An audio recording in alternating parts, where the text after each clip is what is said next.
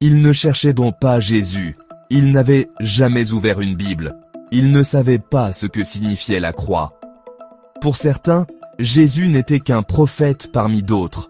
Pour d'autres, un personnage d'un livre qu'ils n'avaient jamais lu.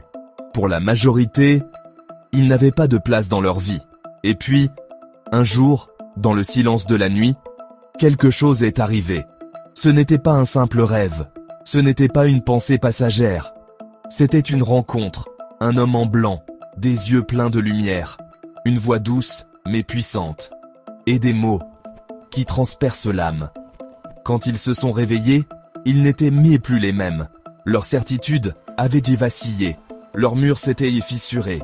Une soif inconnue venait de naître. Ce phénomène ne touche pas une personne ou deux, mais des milliers de musulmans, partout dans le monde, de l'Algérie à l'Indonésie, de l'Iran à la France, dans les villages reculés, comme dans les grandes capitales. Et partout, c'est le même témoignage. Jésus m'est apparu en rêve, et ma vie a changé. Les médias n'en parlent presque pas. Les gouvernements musulmans le nient.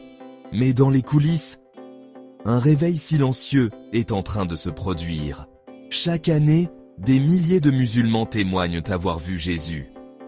Pas dans une église, pas lors d'une lecture de la Bible, mais dans leurs rêves. Pourquoi les rêves ? Parce que dans beaucoup de pays musulmans, l'évangile est interdit. Tu ne peux pas distribuer de Bible librement. Tu ne peux pas prêcher Jésus dans la rue. Tu ne peux pas entrer dans une mosquée pour dire « Jésus est Seigneur ». Mais il y a un endroit où aucune loi, aucun régime, aucune famille, aucune police religieuse ne peut intervenir. Le cœur d'un rêve. Et Jésus entre par cette porte. Ce phénomène est observé en Algérie, au Maroc, en Iran, en Arabie Saoudite, en Indonésie, au Pakistan, en Égypte, en Turquie et même en Europe. Des musulmans, parfois fervents, parfois indifférents, sont bouleversés par une apparition du Christ. Des chercheurs, des missionnaires et d'anciens musulmans devenus chrétiens confirment la même chose. Des organisations comme Voice of the Martyrs ou Frontier rapportent « Dans les pays fermés à l'évangile, Jésus se révèle aux musulmans par des rêves et des visions. » Les histoires sont différentes, mais le message est toujours le même. Jésus appelle. Témoignage. 1. Samir, Kabyle d'Algérie. J'étais musulman. Je ne voulais rien avoir à faire avec les chrétiens. Une nuit, j'ai rêvé que j'étais dans une vallée sombre. Je marchais sans savoir où j'allais. Soudain, une lumière a brillé au loin. Un homme vêtu de blanc est apparu. Ses yeux étaient comme du feu, mais remplis d'amour. Il m'a dit « Je suis la voie, la vérité et la vie ».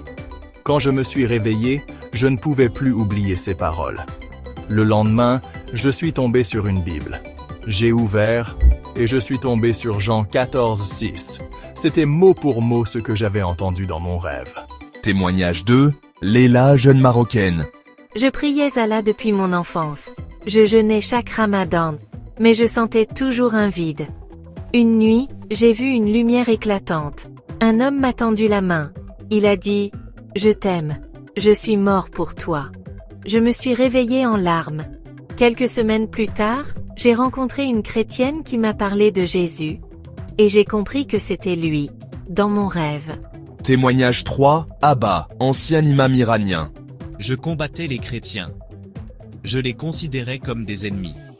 Puis, 3 nuits de suite, j'ai rêvé du même homme. Il me disait « Pourquoi me persécutes-tu » La 3e nuit, je me suis souvenu de Paul dans la Bible. Aujourd'hui, je prêche l'Évangile. En secret, mais avec joie. Témoignage 4. Nadia, réfugiée syrienne. J'ai fui la guerre. J'ai perdu ma maison, ma famille. Je dormais sous une tente, dans un camp. Une nuit, j'ai rêvé que quelqu'un me couvrait d'un manteau chaud et me disait « Je suis ton refuge ». Le lendemain, une organisation chrétienne est venue distribuer des couvertures et des Bibles. J'ai compris que Jésus me cherchait. Témoignage 5. Youssef, jeune Tunisien. Je vivais à Sfax, en Tunisie. Je croyais connaître Dieu à travers l'islam. Je pensais que Jésus était juste un prophète. Une nuit, j'ai rêvé que je marchais sur une plage. La mer était calme, mais le ciel sombre. Soudain, un homme vêtu de blanc est apparu à mes côtés. Sa lumière éclairait toute la plage.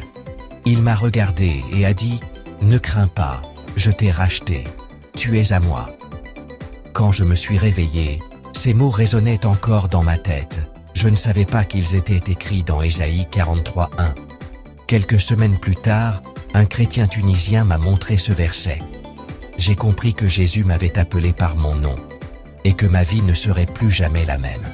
En Égypte, devenir chrétien quand on est né musulman, c'est dangereux. Mais Jésus est venu à moi avant même que j'aie une Bible. Dans mon rêve, il portait une croix et me disait « Suis-moi ».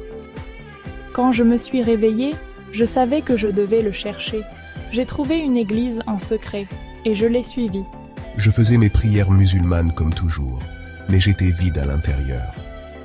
Une nuit, Jésus est venu dans mon rêve et m'a dit « Je suis celui que tu cherches, même sans le savoir ». Aujourd'hui, je l'aime de tout mon cœur, même si ma famille m'a rejeté. Le rêve est un langage universel. Il parle au cœur, pas à la logique. Il touche des gens qui n'ouvriraient jamais une Bible. En Arabie Saoudite, Iran, Afghanistan, posséder une Bible peut coûter la vie. Mais personne ne peut interdire un rêve. La peur d'Allah, du jugement, de l'enfer. Jésus vient et apporte la paix. Venez à moi, vous tous qui êtes fatigués et chargés, et je vous donnerai du repos. Matthieu 11, 28. Même dans l'islam, certains cherchent vraiment la vérité. Et Jésus honore cette recherche. Vous me chercherez et vous me trouverez, si vous me cherchez de tout votre cœur. Jérémie 29, 13. Les apparitions de Jésus aux musulmans ne sont pas un hasard.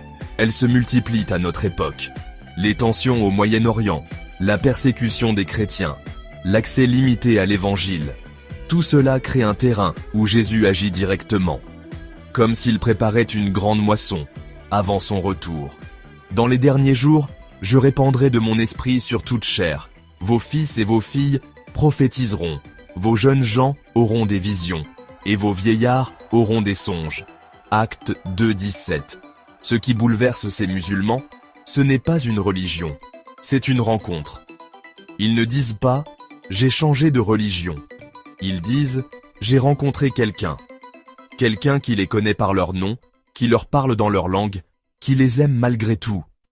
Dans l'ombre, un réveil silencieux secoue le monde musulman. Les mosquées ne l'annonceront pas, les gouvernements le nieront. Mais Jésus se révèle encore, chaque nuit, à des milliers de musulmans. Et toi? Peut-être que toi aussi, tu as déjà rêvé d'un homme en blanc. Peut-être que tu as ressenti une paix que tu ne peux pas expliquer. Peut-être que tu l'as ignoré. Mais aujourd'hui, Jésus frappe à la porte de ton cœur. Voici, je me tiens à la porte et je frappe. Apocalypse 3, 20. Personne n'est hors de portée. Jésus aime les musulmans. Il va les chercher là où personne ne peut aller. Et aujourd'hui, il vient à toi. Appel final. Écris en commentaire « Jésus m'a parlé » ou « Je prie pour que Jésus touche encore ». Partage cette vidéo. Tu pourrais changer une vie, voire un peuple entier.